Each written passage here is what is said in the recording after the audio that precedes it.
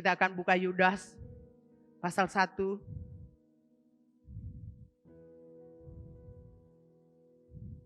Ayat 1 sampai 4.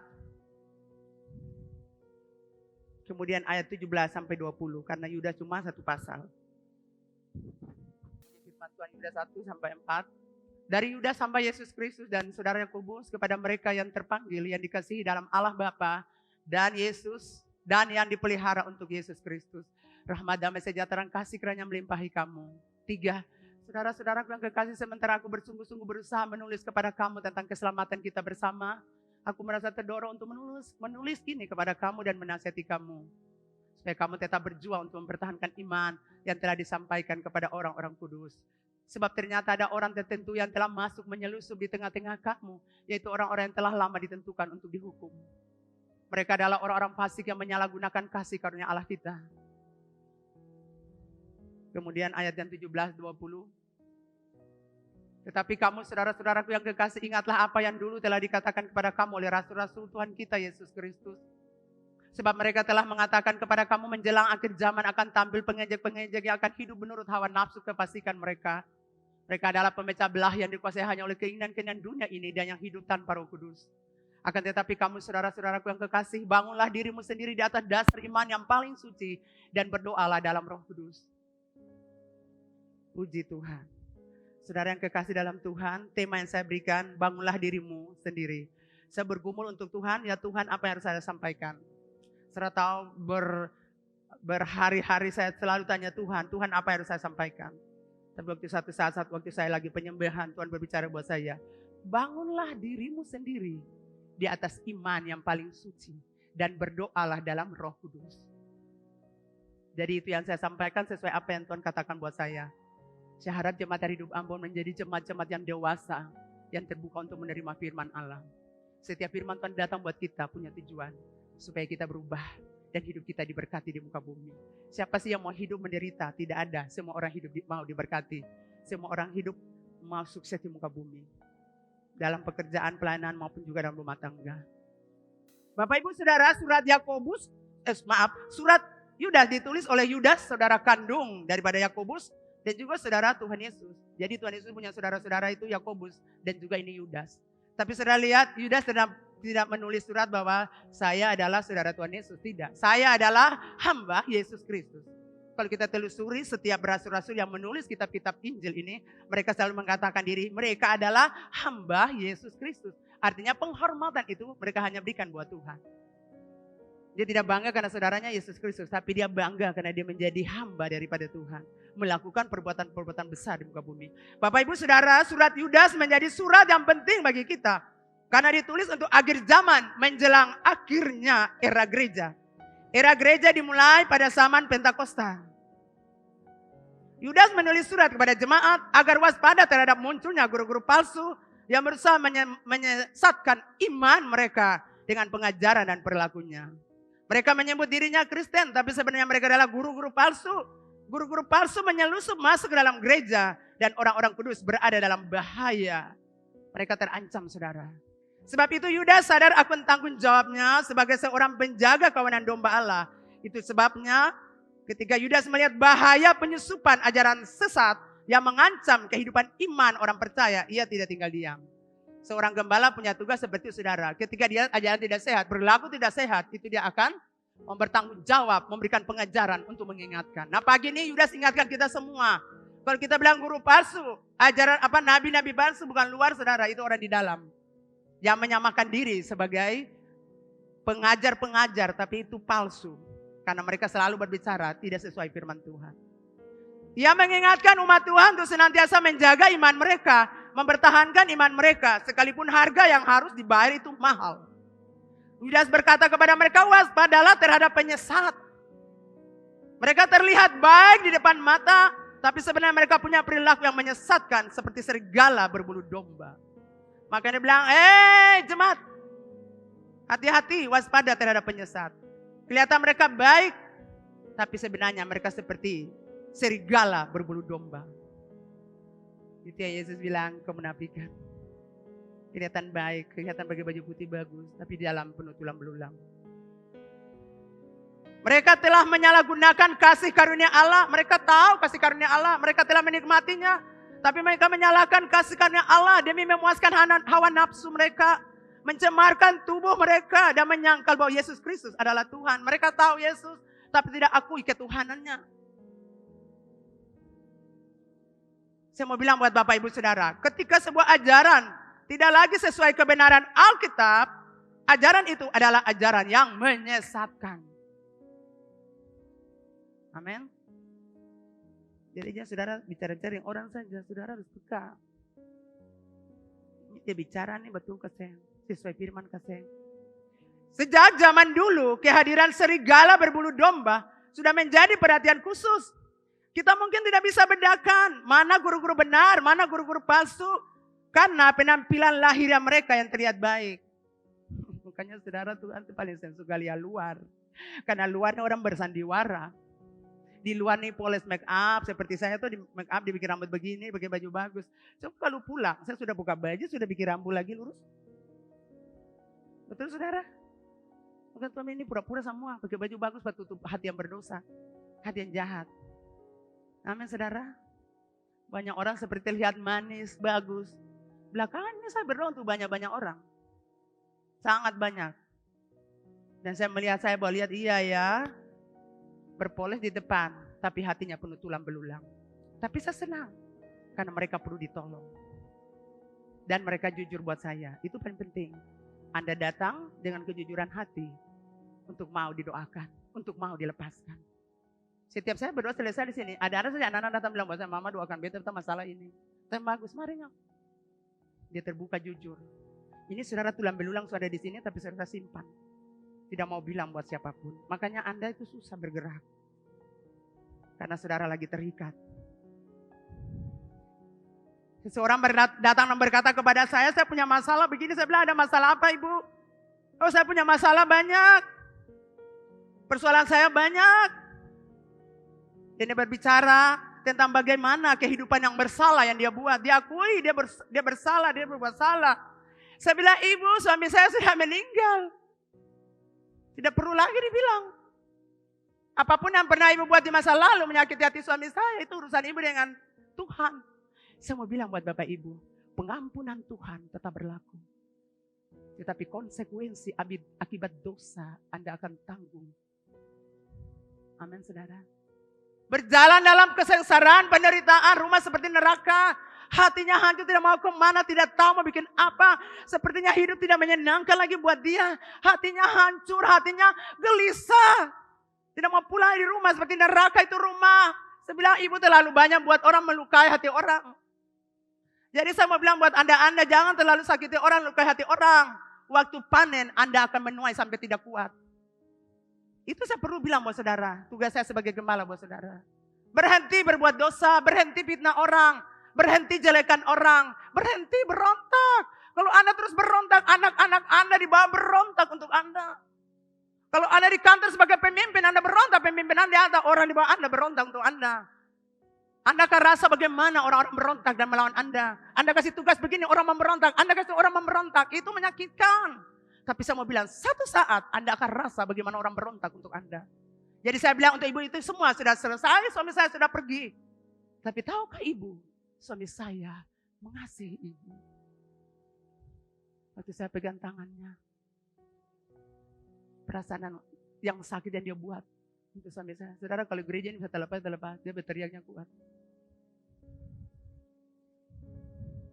Jangan saudara usik hamba Tuhan yang diurapi Tuhan. Jangan saudara. Mungkin saya bilang kita segar, ada waktu saudara rasakan sakitnya. Sudah diberkati. Saya mau saudara itu hidup bahagia, senang, sukacita, buka gigi. Amin saudara.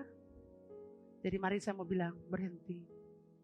Yudas tadinya berniat menulis tentang topik keselamatan. Tapi tadi kita baca ayat 3 dia berkata, aku mengubah topik itu menjadi perjuangan, mempertahankan iman. Kamu memang sudah punya iman, tapi kamu harus mempertahankan iman itu. Kalau kamu tidak mempertahankan iman, maka pengajar palsu, nabi-nabi palsu akan hancurkan kamu.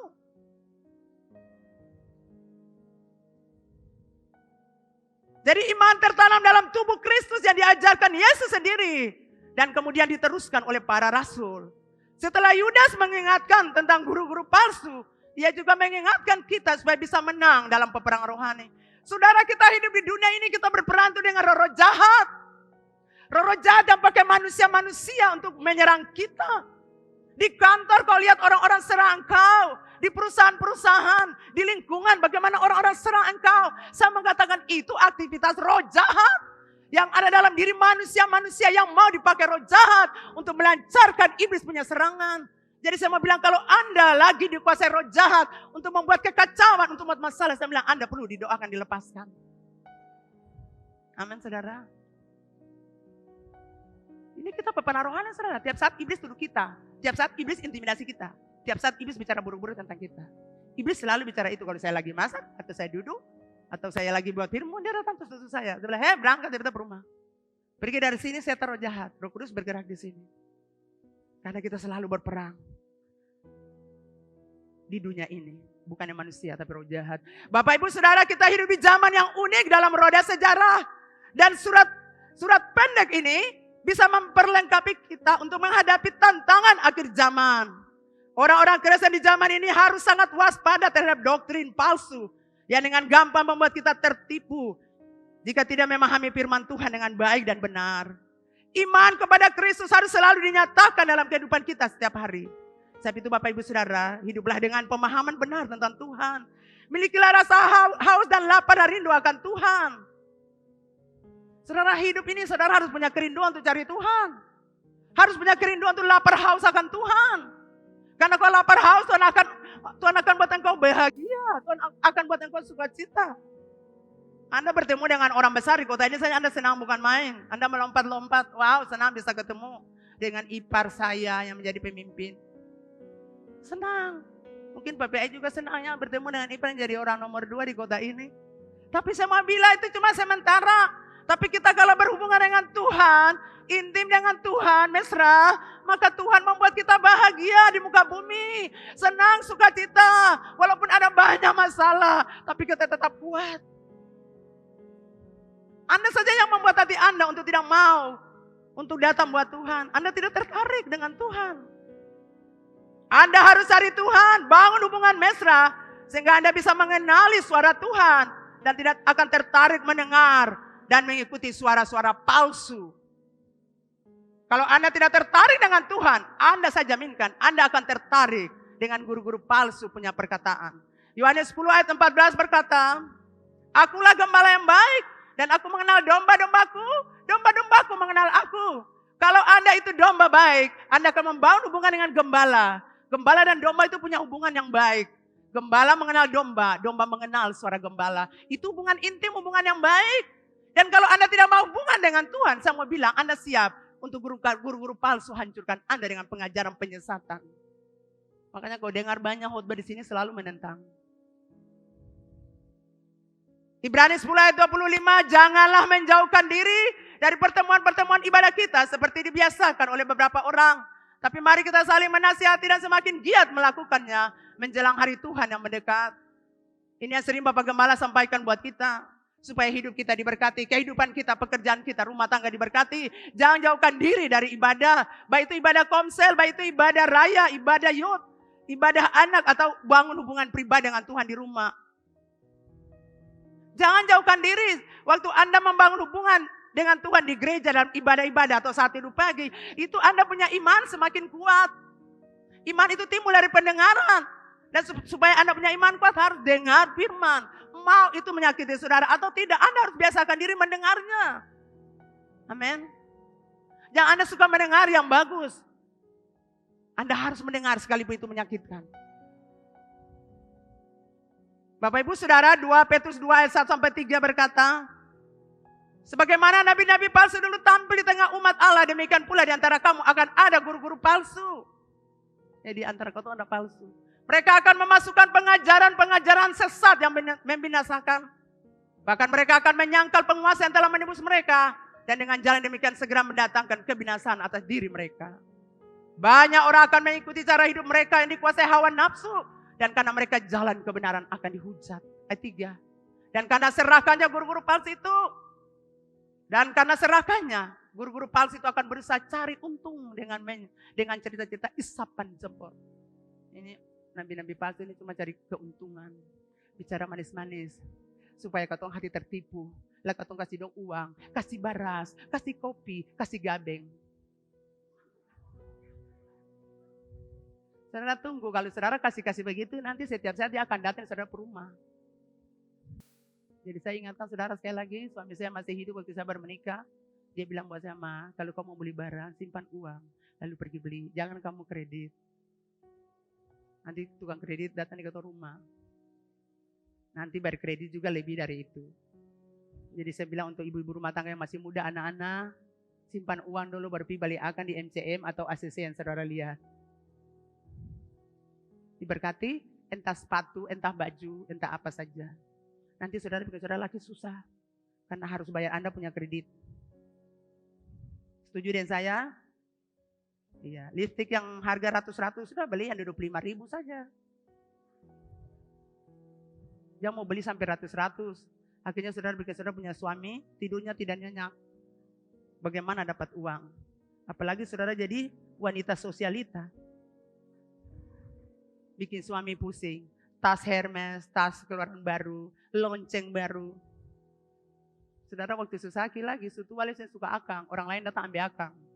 Lebih baik uang ada makan kenyang, nikmati hidup. Pergi duduk di tapak udah makan rujak, nasipa makan rujak.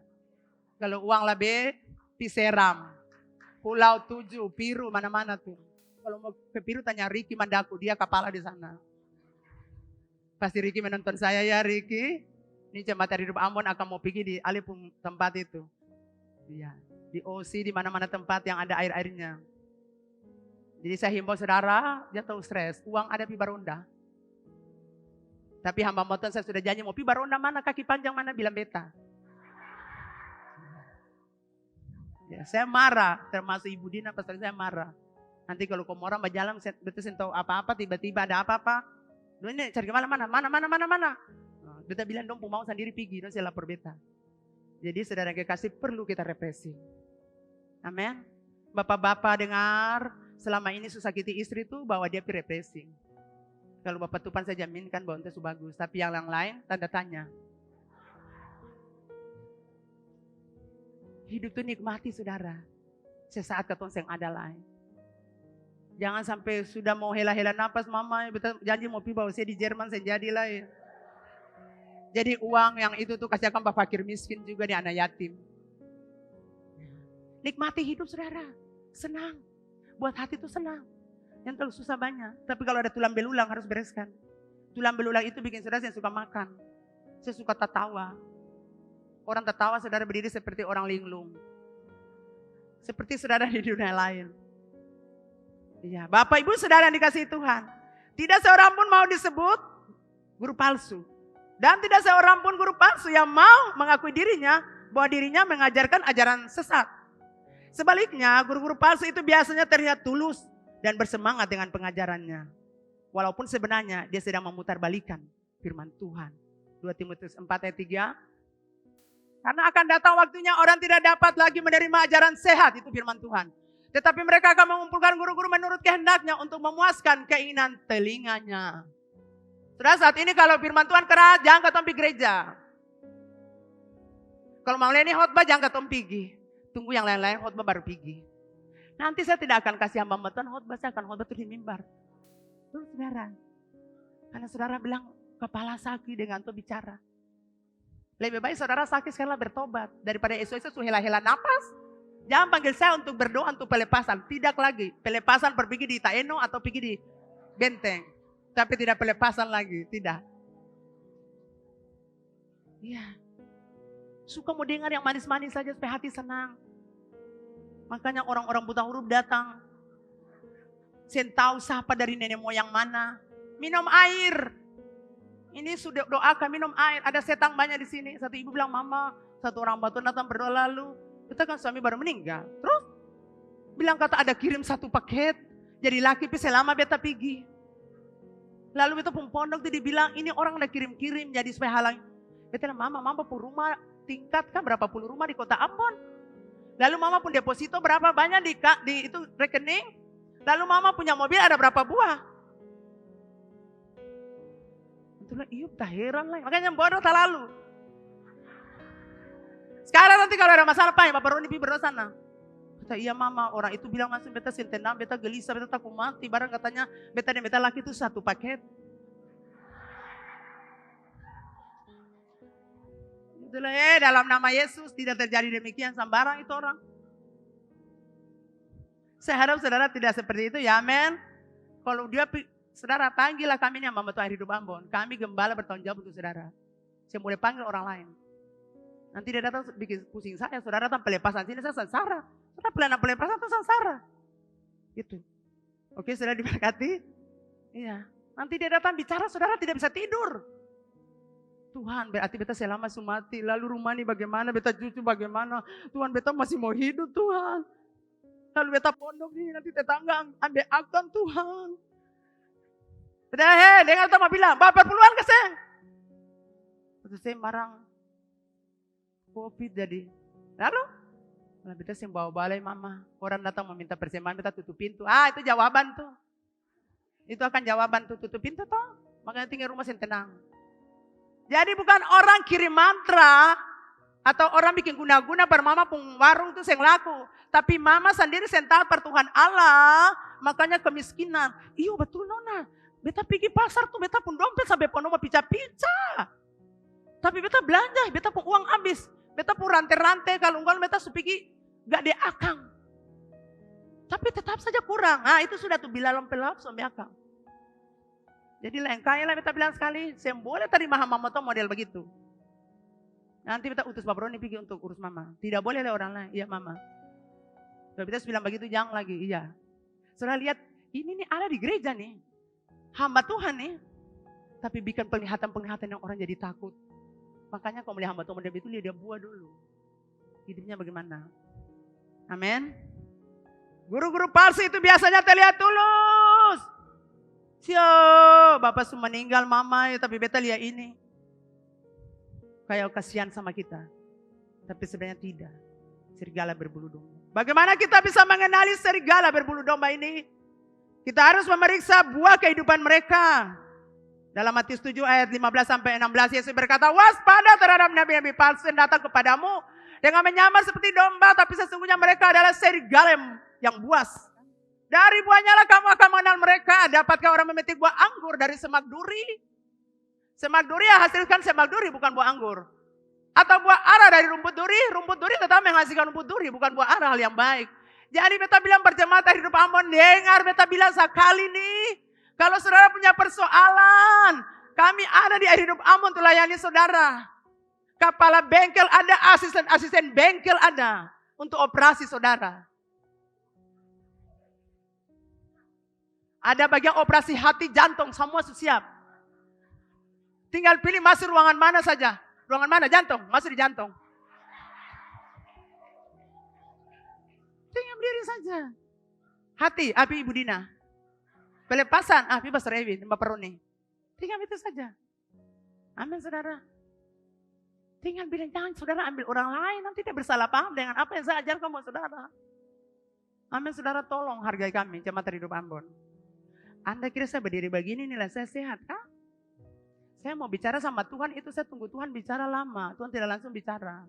Sudah selesai saya bilang, Tuhan buka buat saya Tuhan.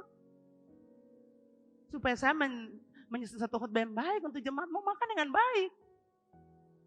Kadang kepala saya sakit, kadang gigi saya sakit, kadang tubuh saya sakit. Tapi saya harus kerja keras. Karena saya mau kasih makan saudara dengan hal yang baik. Saya tidak mau saudara menderita. Sudah tahu tadi tetangga saya meninggal tuh saya ingat saudara. Hidup ini sementara kita antrean.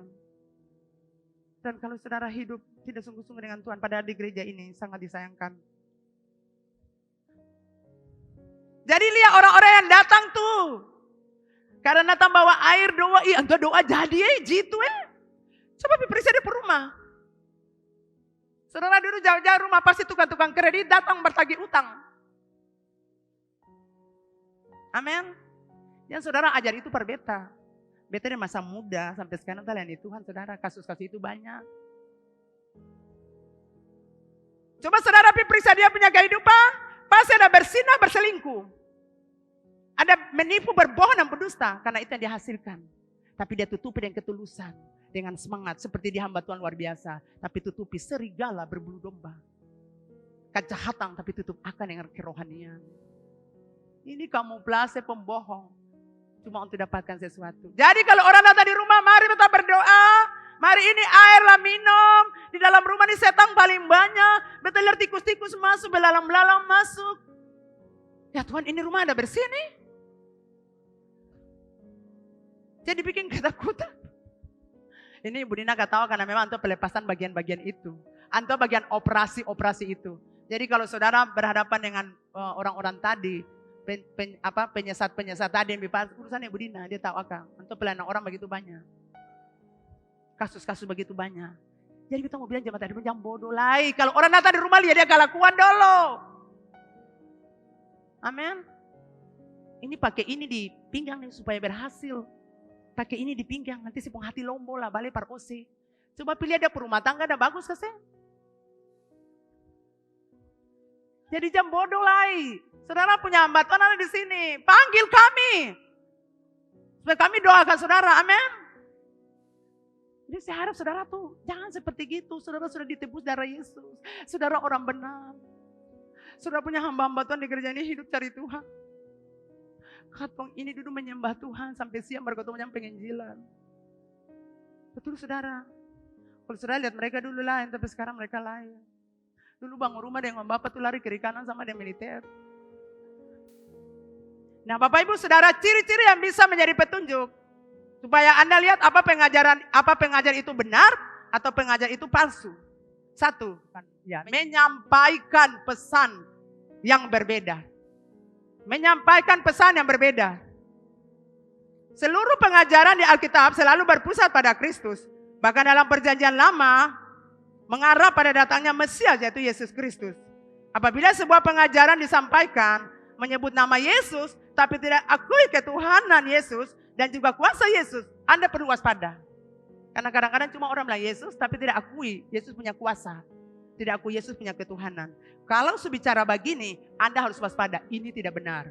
Karena setiap pengajaran di Alkitab harus berpusat pada Kristus. Kristus jadi pusat, saudara. Yang kedua, pengajaran dan gaya hidupnya tidak serasi. Guru-guru yang mengajarkan ajaran sehat akan menunjuk kepada kita dosa kita. Jadi kalau di gereja ini hamba-hamba Tuhan pemimpin Homsel Anda menunjukkan ini dosamu loh. Yang kamu buat ini berdosa. Itu hamba Tuhan yang benar. Amin saudara. Anda harus buka hati. Terima kasih pemimpin Komsel saya. Atau terima kasih gembala saya. Karena dosa saya sudah dibuka. Anda tidak boleh menentang dia. Anda tidak boleh memberontak untuk dia. Anda tidak boleh sakiti dia. Itu pengajaran yang benar. Dan itu pengajar yang benar, bukan palsu. Guru-guru benar dia ajarkan kepada saudara. Dia tunjuk bahwa yang kamu lakukan itu dosa. Itu tidak boleh. Itu keluar dari firman Tuhan. Dan guru-guru itu akan mengatakan bahwa manusia perlu bertobat. Dan membutuhkan keselamatan dalam Kristus. Jadi kalau gembala Komsel Anda atau pemimpin di gereja ini gembala mau mengatakan, ibu hidup ini salah. Ibu keluar dari kebenaran harus kembali. Ibu perlu bertobat. Dan ibu perlu diselamatkan. Saya mau bilang itu pengajar yang benar. Sekalipun mungkin Anda tersinggung karena dosa Anda dibuka. Guru-guru atau pengajar palsu menunjukkan kemerdekaan pada diri, padahal diri sendiri masih hidup di dalam perbudakan dosa. Oh guru-guru palsu datang berkata, wow kami tidak berbuat, kamu buat dosa itu, oh siapa apa? Kan buat dosa juga Tuhan ampuni, ada pengampunan. Bikin saja dosa. Karena semakin banyak Anda buat dosa, semakin kasih karunia melimpah untuk Anda. Nah ini saudara harus ingat baik-baik, waspada dengan orang model begini. Kalau guru-guru yang benar dia akan katakan itu dosa. Tapi guru palsu berkata bikin saja. Nanti Anda juga dimerdekakan. Saudara lihat, guru palsu selalu saja bertentangan dengan guru-guru yang benar. Dia sendiri masih hidup dalam perbudakan, dalam perhambaan dosa. Makanya dia bilang, bikin dosa saja. Tapi kalau hamba-hamba Tuhan benar dia berkata, Anda sudah berbuat dosa. Karena ada hukuman untuk Anda. Bapak Ibu diberkati? Jika gaya hidup pengajar penuh dengan kedagingan dan keduniawian seperti hawa nafsu, iri hati dan berbagai kata dosa, Anda harus waspada. Pengajaran dan gaya hidupnya tidak sesuai. Amin saudara. Hidup duniawi, iri hati, terikat dosa, hidup dalam hawa nafsu. Makanya dia janjikan kemerdekaan buat orang-orang. Bahwa Tuhan akan merdekakan, bahwa Tuhan akan mengampuni bikin dosa saja. Saudara ingat Bapak saya bilang lagi, dosa dibuat. Tetapi saudara harus menerima konsekuensi. Bila matang, saudara akan menerimanya. Seperti buah. Buah kalau mentah belum jatuh. Buah itu tunggu dia sudah matang tinggal jatuh. Dosa seperti itu. Anda tidak sangka dia akan datang untuk Anda. Dia akan jatuh untuk Anda. Jadi pemimpin-pemimpin katakan kebenaran. Ini kamu buat dosa, jangan seperti gitu. Anda perlu bertobat. Dan Anda perlu Tuhan. Bukalah hati Anda. Terima kasih Tuhan. Yang ketiga berbeda sudut pandang. Guru atau pengajar palsu membuat kita fokus pada perkara duniawi. Kehidupan jasmani bukan pada perkara rohani. Tapi guru-guru benar, pengajar-pengajar benar. Mengajarkan Anda firman Tuhan. Dan hal-hal menyangkut kekekalan. Guru palsu tidak. Yang dia bicara itu cuma hal-hal dunia. Perkara-perkara hidup jasmani di muka bumi. Yang keempat, guru palsu itu menghasilkan dampak yang tidak kekal. Perhatikan buah-buah yang dihasilkan para pengikut pengajar palsu. Mereka memberikan harapan-harapan palsu. Para pengikut Kristus bertumbuh dalam pengenalan akan Allah. Amin saudara. Jadi pengajar-pengajar palsu, nabi-nabi palsu ini selalu memberikan harapan-harapan palsu. Padahal itu tidak terjadi. Tapi Anda sebagai pengikut Kristus, Anda akan bertumbuh dalam pengenalan akan Allah. Pengikut-pengikut pengajaran palsu memberikan harapan palsu. Siapa-apa bikin dosa saja, Tuhan pasti berkati. Tuhan itu baik. Saya mau bilang itu tidak benar saudara. Amin. Kalau Anda pelan-pelan di gereja ini dengar, jangan kasih ajaran salah-salah per orang. Bikin dosa saja apa-apa. Nanti juga Tuhan ampuni. Itu tidak benar saudara. Kata dia stop. Karena kalau kamu tidak stop, hukuman turun untuk Anda. Amin. Ya Anda aduh nanti kalau kita bilang sama apa. Anda tidak bisa jadi pelayan Tuhan. Tidak bisa. Anda harus berani katakan benar. Ya, tidak. Kalau Anda model begitu, tidak pantas Anda melayani di gereja ini. Dan Anda sendiri harus bebas. Terlepas dari dosa yang ikat Anda. Supaya Anda bisa ajar orang lain. Anda tidak bisa terikat ajar orang. Tidak boleh. Apalagi mendoakan orang. Tidak boleh sama sekali. Ingat saudara, guru palsu bukan dari luar, dari dalam. Yang dia menentang firman Allah. Sudah diberkati? Ya. Jadi kalau Anda sendiri terikat, Anda perlu dibebaskan, dilepaskan. Anda tidak boleh layani orang-orang. Tidak boleh doakan orang. Anda sendiri terikat. Itu sama seperti guru palsu, pengajar palsu. Hidup berdosa, hidup diikat dosa, hamba dosa, hidup dalam kemunafikan, keserakahan, iri hati, hidup duniawi. Tapi mau layani orang-orang yang sudah hidup dalam kebenaran. Jadi saya mau bilang, Anda yang sudah hidup dalam kebenaran, berhadapan dengan model-model orang yang begini, yang bicara seperti gini, pindah dari dia. Itu menyesatkan. Harus katakan buat orang, itu berdosa, tinggalkan. Kalau tidak, hukuman akan jatuh, cepat atau lambat. Amin saudara. Pastor-pastor di gereja, amin. Katakan itu. Ini waktu bukan untuk bagaimana perasaan orang. Tidak lagi saudara. Karena ini masa akhir di mana waktu Tuhan sudah sangat dekat. Hitung detik saudara. Jadi tidak waktu untuk aduh nanti dia perasaan apa. Saya sudah bilang untuk staf saya. Pergi di kota ini. Di setiap lorong, lembah, pesisir.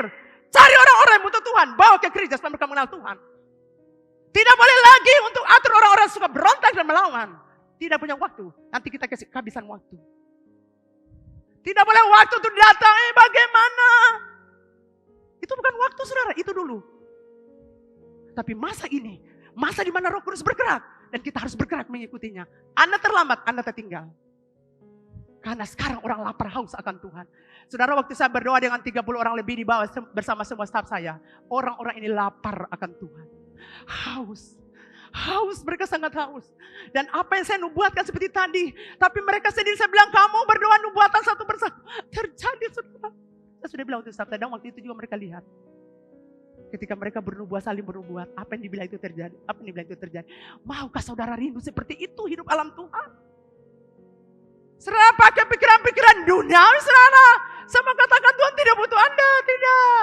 Karena kita bergerak dalam roh, makanya kita harus hidup dalam supranatural Tuhan. Ini mereka jalan tidak malu. Sampai kami waktu dosen-dosen datang di kampus-kampus, saya bilang wow. Saya katakan untuk seorang anak yang penginjil, saya bilang kenyom. 3 tahun saya menangis di kampus, saya datang cuma dengan motor, Ella.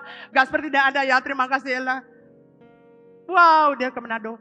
Saya bilang tolong bawa saya ingin berdoa di kampus.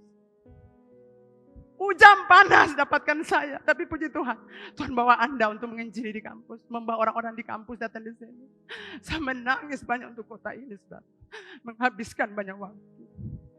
Suami saya ada di gereja melayani Tuhan, menghabiskan banyak waktu di sini.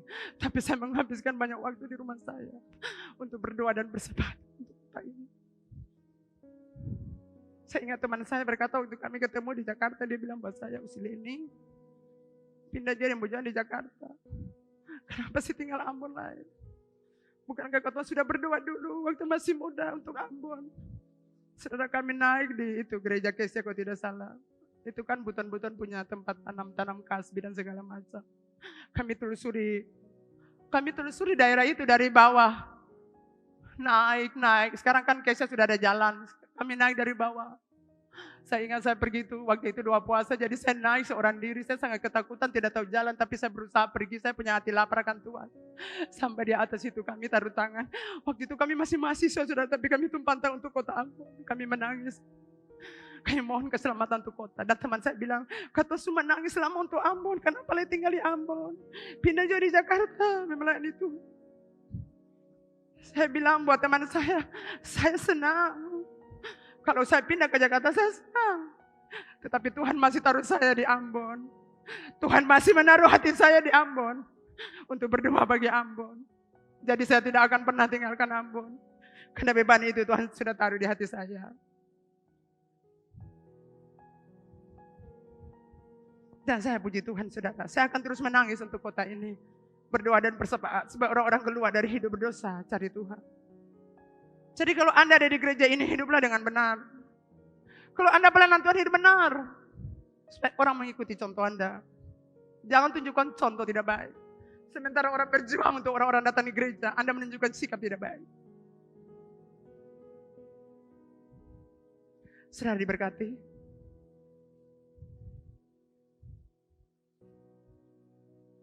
Yang keempat, menghasilkan dampak yang tidak kekal. Perhatikan buah-buah yang dihasilkan para pengikut pengajar palsu. Mereka memberikan harapan palsu. Tapi para pengikut Kristus bertumbuh dalam pengenalan akan Allah. Akhir yang berbeda. Jadi kalau mau lihat pengajar palsu dan pengajar benar, kita lihat akhir, yang kelima akhir. Ini cirinya. Akhir yang berbeda. Guru palsu memimpin pengikutnya pada kehancuran. Makanya Yesus berkata, aku tidak mengenal kamu pembuat kejahatan.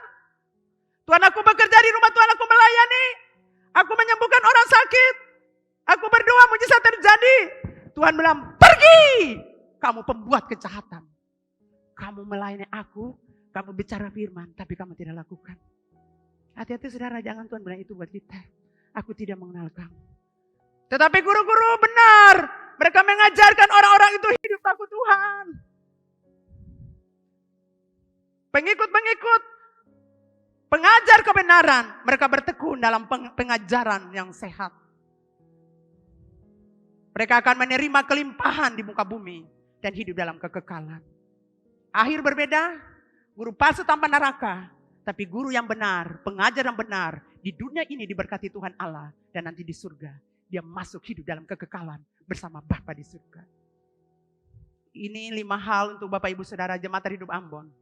Supaya Bapak Ibu Saudara lihat, kalau sudah berhadapan dengan manusia-manusia model ini, pindah dari dia.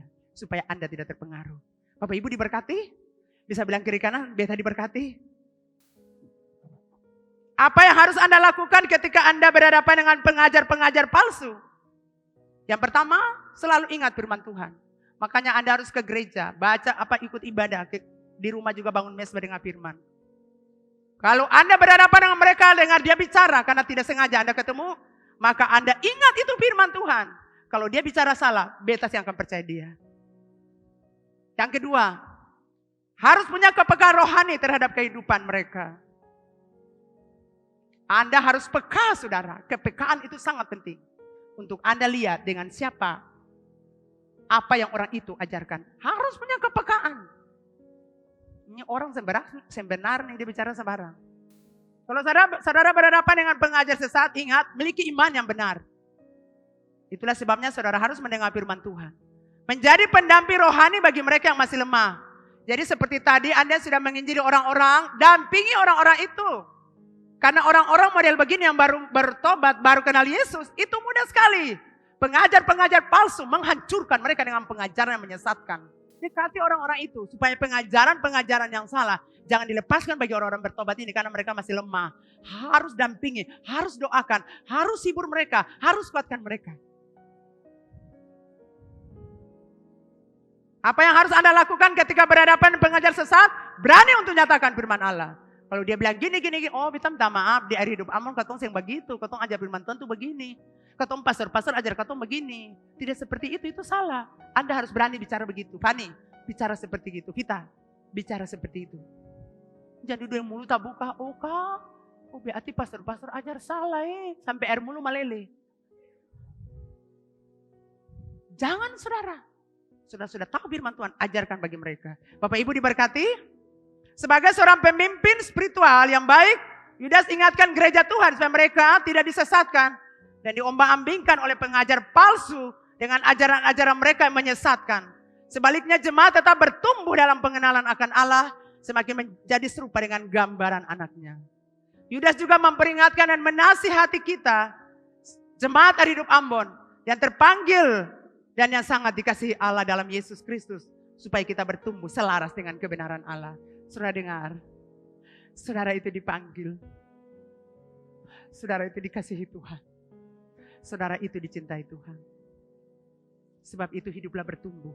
Selaras dengan firman. Jangan keluar dari firman. Tuhan mengasihi saudara. Dan Tuhan tidak mau engkau keluar. Engkau harus berbalik dari jalan salah. Dari pengajaran-pengajaran yang orang-orang ajarkan yang keluar dari firman Tuhan. Anda harus keluar. Ada dua nasihat dari Yudas. Dalam ayat yang ke-20. Akan tetapi kamu saudara-saudaraku yang kekasih. Bangunlah dirimu sendiri di atas dasar imanmu yang paling suci. Dan berdoalah dalam Roh Kudus.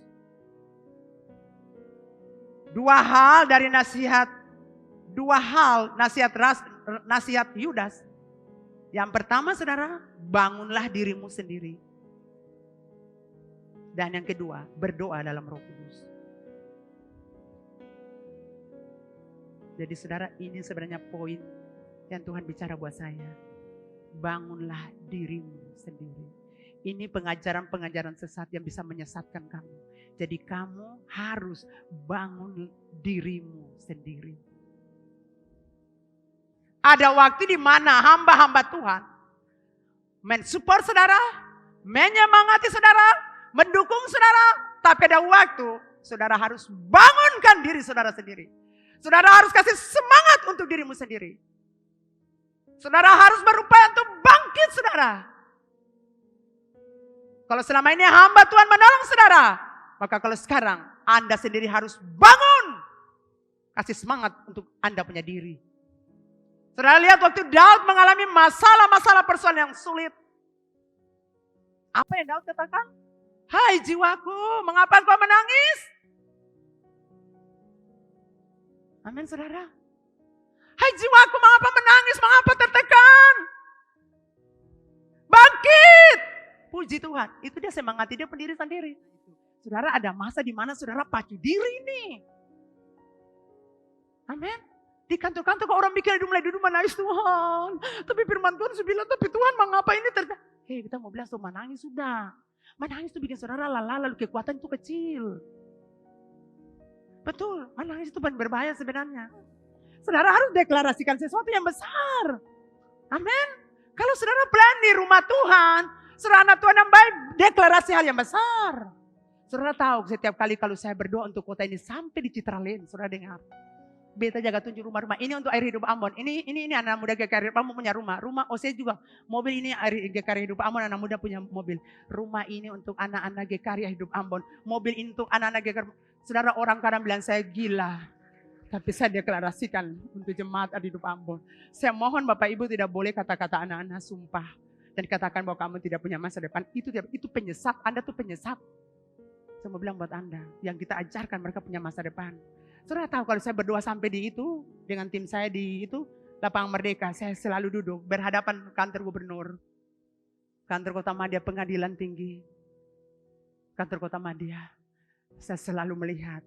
Saya katakan ini anak-anak GKRI Air Hidup Ambon akan duduk di sini. Excellent 1, 2, 3. Kepala bagian, kepala segi. Saya bilang untuk kantor-kantor. Dan saya percaya saudara, apa yang dinubuatkan pasti terjadi.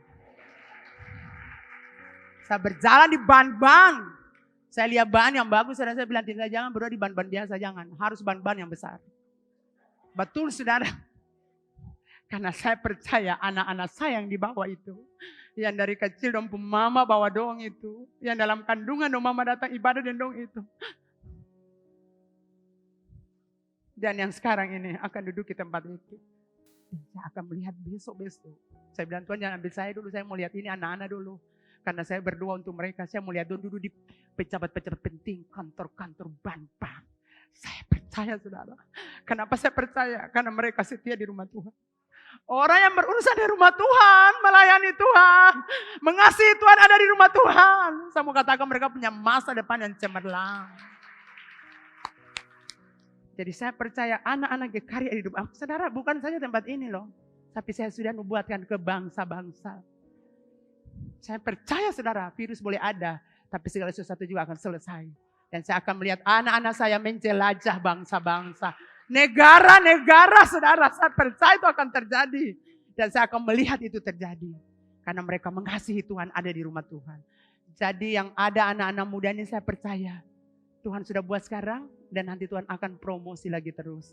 Yang penting Anda setia di rumah Tuhan. Mengasihi Tuhan. Di gereja itu bukan malaikat seperti Pastor Lady khotbah. Yang ada malaikat sudah di gereja. Yang ada adalah pergesekan. Hayu paling sakit Itu sakit betul pergesekan. Tapi pergesekan ini selesai itu naik lagi level. Bergesek lagi. Aduh lari dari gereja juga mau keluar. Saya suka dengar pastor-pastor bicara. Aduh paling sakit Naik lagi satu level. Aduh kayaknya saya kurang ini bicara dosa. Aduh paling pasti. Naik lagi. Naik lagi. Sampai Anda menduduki posisi penting. Jadi kalau bergesek di gereja sabar saja. Tenang saja lewati proses, itu menyakitkan. Kan Bapak Gembala khotbah tuh. Tuhan bertanggung jawab atas rasa sakit yang kita alami. Tapi tahukah saudara, melewati rasa sakit itu ada promosi. Ada berkat besar. Jadi kalau sekarang Anda mengalami rasa sakit, saya mau bilang tahan saja. Tuhan bertanggung jawab atas rasa sakitmu. Entah kau tersakiti di kantor, di ban-ban, perusahaan-perusahaan, di kampus, di mana saja Anda beraktivitas. Ada rasa sakit di sana, saya mau bilang, tahan. Karena Tuhan bertanggung jawab untuk rasa sakit yang kau alami. Atau di rumahmu, tahan saja. Karena setelah rasa sakit, ada berkat besar. Ada promosi. Ada kenaikan, pangkat. Tuhan bawa engkau dari level rendah ke level yang lebih tinggi. Jadi sabar saja dalam rasa sakit. Ya, sudah diberkati. Ya, jadi Daud dua nasihat tadi, bangun dirimu sendiri. Daud bilang bangun. Saudara, kalimat ini adalah kalimat perintah. Jadi diri Anda sendiri yang melakukannya. Kadang-kadang orang di sekitar Anda, mungkin termasuk keluarga Anda atau orang-orang Anda kasihi, tidak bisa mengerti Anda. Suami tidak bisa mengerti Anda, istri Anda tidak bisa mengerti, orang tua tidak bisa mengerti Anda, atau anak-anak Anda tidak bisa mengerti Anda. Mereka tidak bisa menolong Anda, tidak bisa menyemangati Anda.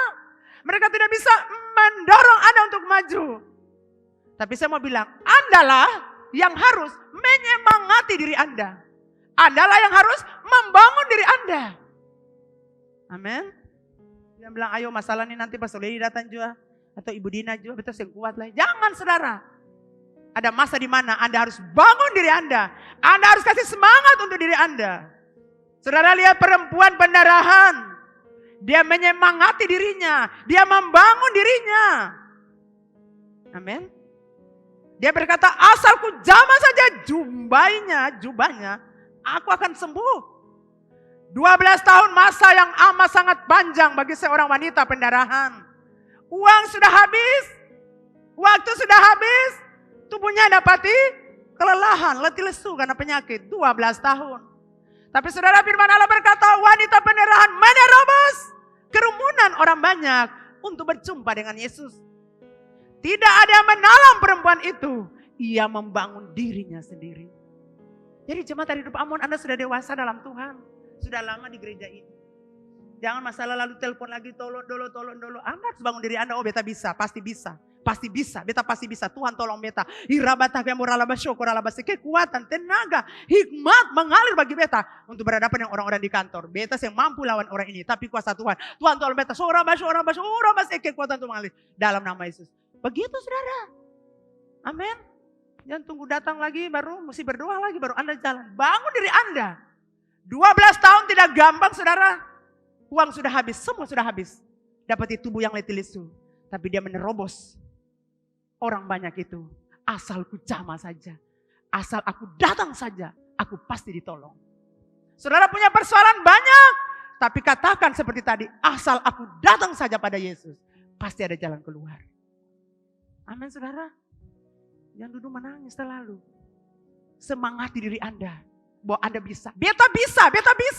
Beta pasti bisa. Pasti ada jalan keluar.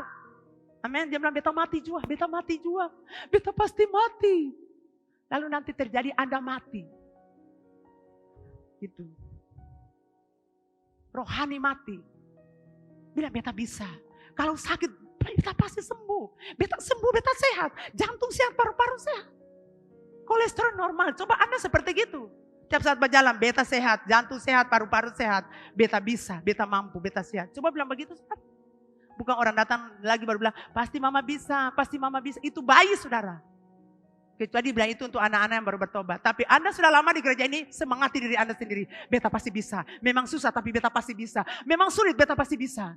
Kerja di kota ini susah, tapi beta pasti bisa masih di kantor ini. Beta pasti bekerja di sini, beta pasti bekerja di tempat ini. Bapak Ibu diberkati.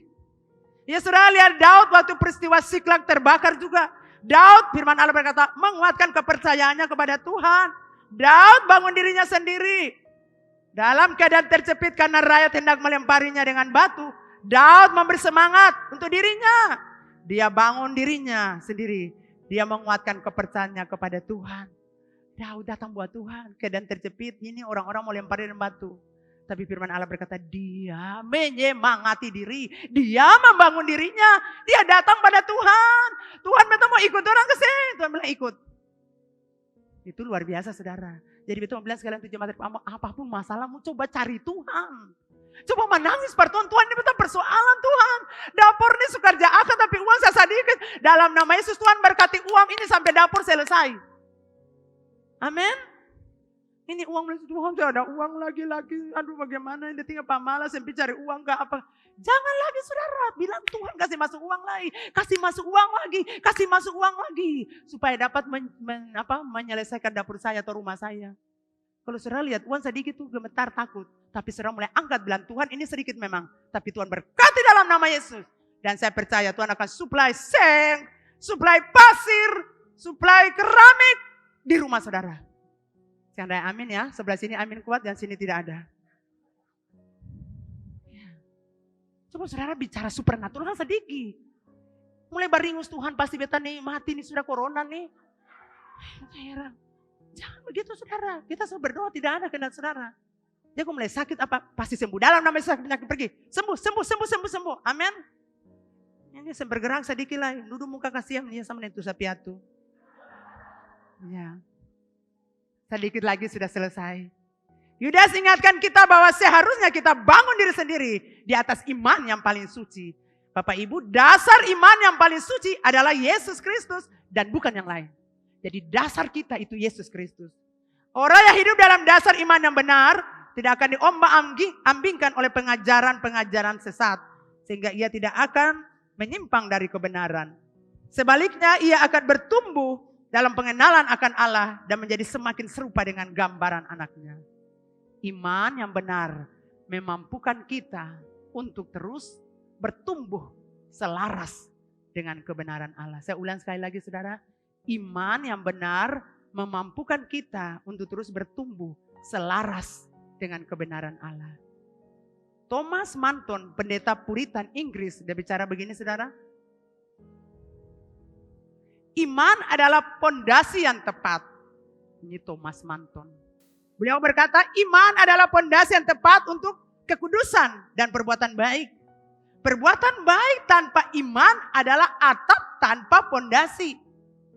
Jadi saudara bisa bayangkan, ini ada atap, tapi pondasi yang ada. Lalu iman tanpa perbuatan baik adalah pondasi tanpa bangunan. Jadi dua ini harus berjalan selaras. Pondasi ada, bangunan berdiri-berdiri.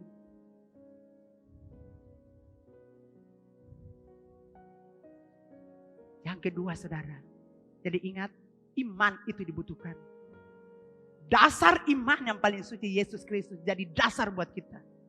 Yang kedua, berdoalah dalam Roh Kudus. Yudas ingatkan jemaat Tuhan berdoa di dalam Roh Kudus supaya mereka dapat berdoa sesuai kehendak Allah. Yudas menasihati jemaat Tuhan untuk berhati-hati terhadap ajaran para pengejar sesat yang dapat mempengaruhi iman dan moralitas hidup mereka yang di dalam Kristus. Para pengajar palsu atau sesat menafsirkan bahwa kemerdekaan orang Kristen merupakan izin untuk melakukan amoral. Itu ayat 4. Jadi menurut dong, bisa kamu sudah dimerdekakan jadi bisa bikin dosa saja. Cek masalah. Itu yang tadi saya bilang, bikin dosa saja. Kan Tuhan Yesus mati toh. Sudah dengarkan suara begitu? Bikin dosa saat Tuhan mati. Nanti juga Tuhan ampuni kata yang dapat hukuman. Itu penyesat. Setiap dosa harus ada hukuman. Konsekuensinya itu. Ajaran ini tampaknya merasuk di tengah jemaat. Sehingga hal ini mendorong Yudas untuk menulis surat kepada mereka. Supaya mereka mengerti perbedaan antara kehidupan orang benar dan orang tidak benar. Yudas mengingatkan jemaat Tuhan supaya mereka berdoa dalam Roh Kudus. Saudara lihat, hati-hati ya saudara. Pengajar-pengajar palsu itu bukan di luar, tapi dalam gereja juga bisa. Mereka topang orang untuk berbuat dosa. Mereka sudah tahu ini kehidupan berdosa, tapi mereka topang orang untuk berbuat dosa. Mereka seperti senang orang berbuat dosa. Mereka suka kompromi dosa. Saya bilang buat Anda, dosa tetap dosa. Siapapun Anda pelayan Tuhan, tidak boleh untuk menopang orang berbuat dosa. Sekecil apapun dosa itu, katakan itu salah, itu tidak benar. Anda tidak boleh berdiri untuk menopang, sehingga orang buat jahat merasa diri sebagai orang yang tidak berdosa. Amin. Amin saudara. Ya. Kalau dia berdosa katakan itu salah. Sekali lagi saya mau ulang. Anda tidak bisa berdiri di hadapan dia. Berdiri di depan dia. Atau berdiri di belakang dia. Untuk menopang dia untuk berbuat dosa. Itu tidak benar. Dosa tetap dosa. Anda mau tutupi dosa dengan pelayanan sana sini. Tidak bisa. Itu gembala kami katakan. Dosa harus diselesaikan. Dosa harus dibuka untuk didoakan. Anda tidak boleh ditutup dosa dengan perbuatan-perbuatan baik. Seperti Anda pelayanan ke sana kemari. Lihat Anda hebat melayani. Tapi dosa, melayani dalam dosa. Tidak boleh saudara. Dosa tetap dosa. Dan harus diselesaikan. Maxwell Coder, pendeta dari gereja Presbyterian di Atlantic City berkata begini. Doa dalam roh adalah doa yang keluar dari hati yang didiami, diterangi dan dikuasai Roh Kudus. Jadi doa dalam roh itu keluar dari hati yang ada Roh Kudus di dalamnya. Hati yang didiami, diterangi, dikuasai Roh Kudus. Itu adalah permohonan, pujian, ucapan syukur yang didorong oleh Roh. Jadi kalau Anda berdoa dalam Roh Kudus, maka akan ada permohonan, akan ada pujian, akan ada pengucapan syukur yang didorong oleh Roh. Tidak datang langsung berdiri lalu berdoa, Bapa kami yang ada di surga, tidak. Orang akan datang dalam pujian, dalam penyembahan, dalam penghormatan. Ada pujian, ada ucapan syukur. Baru kita bawa doa-doa kita buat Tuhan. Amin saudara. Anda tidak bisa datang, minta ikan, ada ikan kan? Tidak seperti itu. Anda harus datang menyenangkan dulu hati Bapa. Karena dalam roh Anda ada Roh Kudus. Makanya Anda akan berdoa dalam Roh Kudus mimpin Anda untuk lakukan apa? Pujian, penyembahan, pengucapan syukur. Baru doa Anda naik di hadapan Bapa. Dan doa ini menggetarkan surga. Dan pintu surga akan terbuka. Dan Anda akan melihat mujizat supernatural terjadi atas setiap pokok doa Anda. Bapak Ibu diberkati? Diberkati? Bisa beli kiri kanan, saya diberkati? Saya diberkati? Dan terakhir saudara, saya ingin menyaksikan sebuah kesaksian. Tuhan ingatkan saya untuk katakan kesaksian ini buat saudara. Saya percaya saudara diberkati. Waktu itu saya mengikuti acara PPJ, acara gereja kita, sinode di Jakarta bersama suami. Saya waktu itu, ketika hamba Tuhan sampaikan firman Tuhan, mereka suruh kami berlari ke depan. Waktu itu suami saya didoakan secara khusus. Baru dipanggil hamba Tuhan yang mau didoakan, pelan-pelan boleh ke depan. Dan saya ingat saya dan Korwila saya, Ibu Kori, Pendeta Kori Mahali, kita berdua berlari ke depan. Waktu kami berlari ke depan, Tuhan ngomong secara pribadi untuk Ibu Kori dan saya lihat itu terjadi. Dan kemudian Tuhan berbicara buat saya. Saya ingat saudara, saya berdiri di Pelamboyan. Tuhan membawa roh saya di kota ini. Dan saya lihat saya berdiri di Pelamboyan. Saya berdiri di situ, saudara tahu Tuhan bilang apa buat saya? Seperti sesuatu yang terbuka. Tuhan bilang, Leni kamu lihat itu? Saya lihat saudara. Itu. Saya bilang, iya Tuhan saya lihat. Apa yang kau lihat? Karaoke.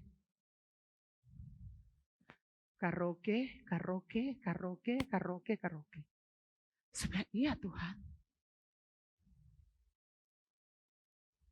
Kamu berdoa untuk tempat-tempat itu. Tiba-tiba satu lagi saudara penglihatan saya lihat. Kamu lihat itu? Saya berdiri, saya ingat saya masih berdiri di Pelamboyan itu. Saya lihat. Kamu lihat itu? Iya Tuhan. Itu kehidupan malam. Dari anak-anak muda. Yang ada di kotamu. Doakan mereka. Saudara tahu, saya menangis meraung.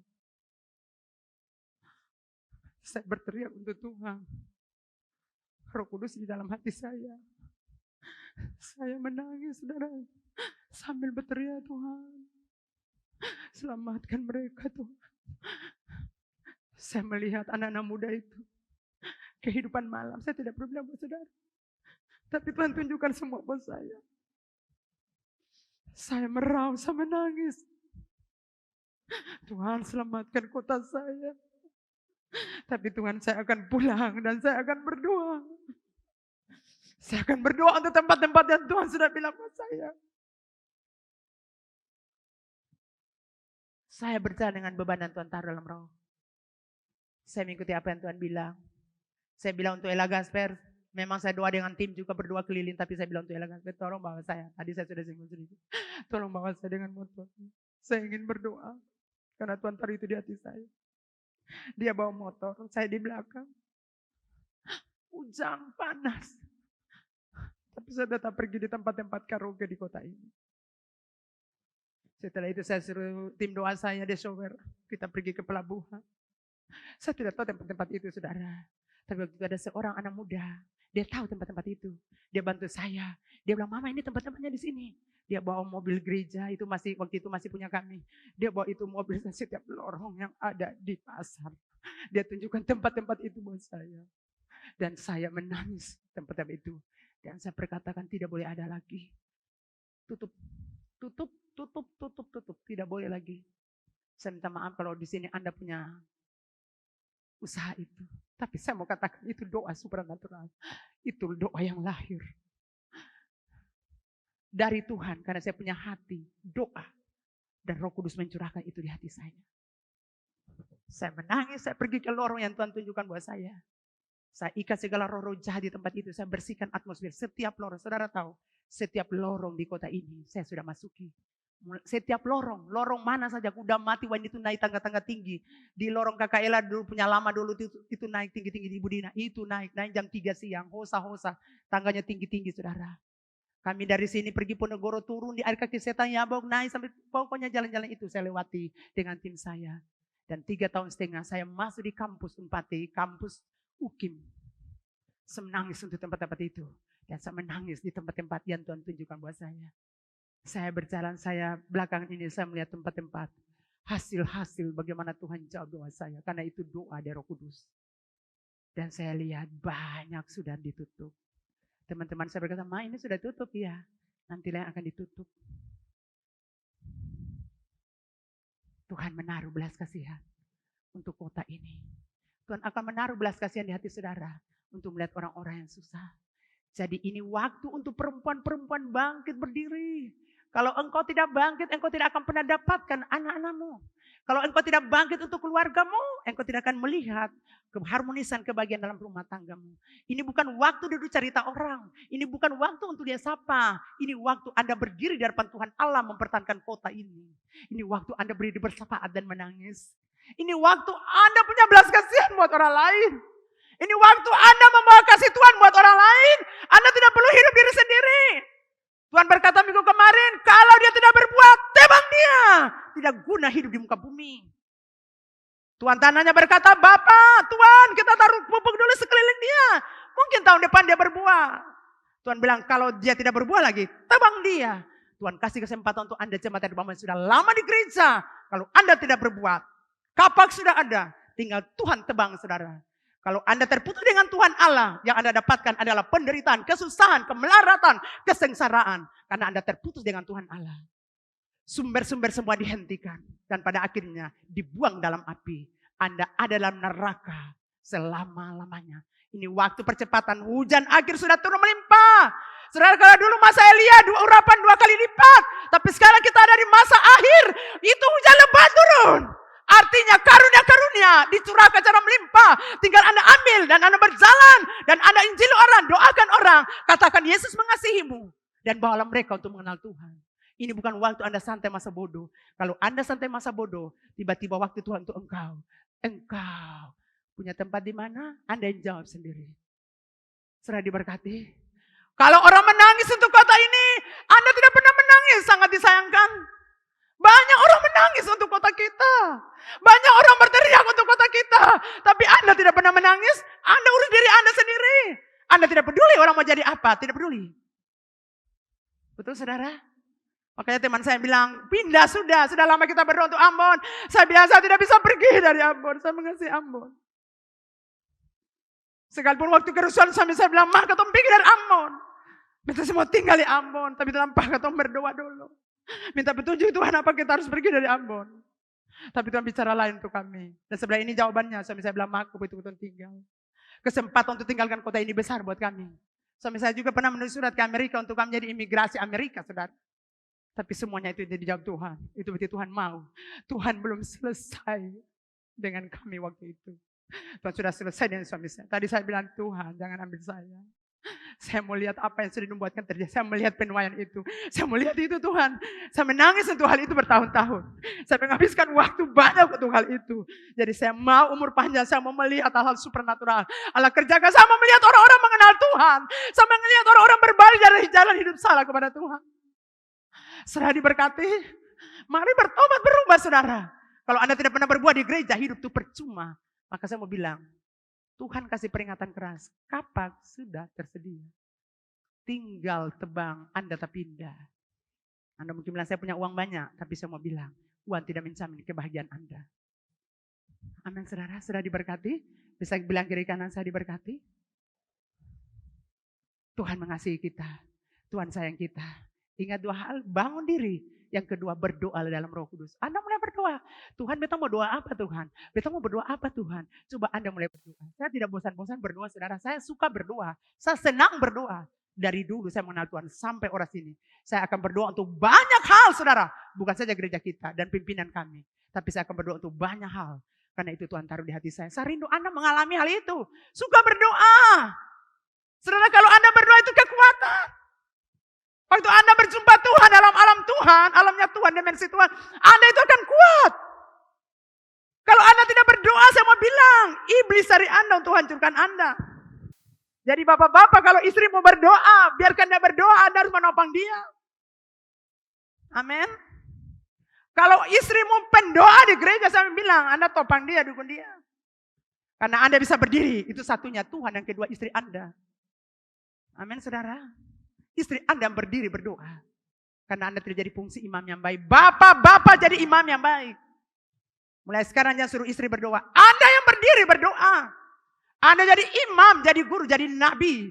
Anda berhenti hidup berdosa. Mulai bangun hubungan dengan Tuhan. Buat istrimu bahagia. Buat anak-anakmu bahagia. Saya percaya firman Tuhan hari ini keras buat kita semua. Tapi kita ditantang untuk hidup benar. Kita ditantang untuk bangun diri kita. Dan juga kita ditantang untuk berdoa. Kita tinggalkan kebiasaan hidup salah. Pengajaran-pengajaran yang Anda lepaskan untuk orang-orang mematikan orang, Anda berhenti. Mendukung orang-orang buat dosa di gereja, Anda berhenti. Kalau tidak, Tuhan urusan yang Anda. Tidak boleh kompromi dengan orang-orang berbuat jahat, orang dosa. Tidak boleh saudara. Kalau Anda terlibat di dalamnya, Anda berurusan dengan Tuhan.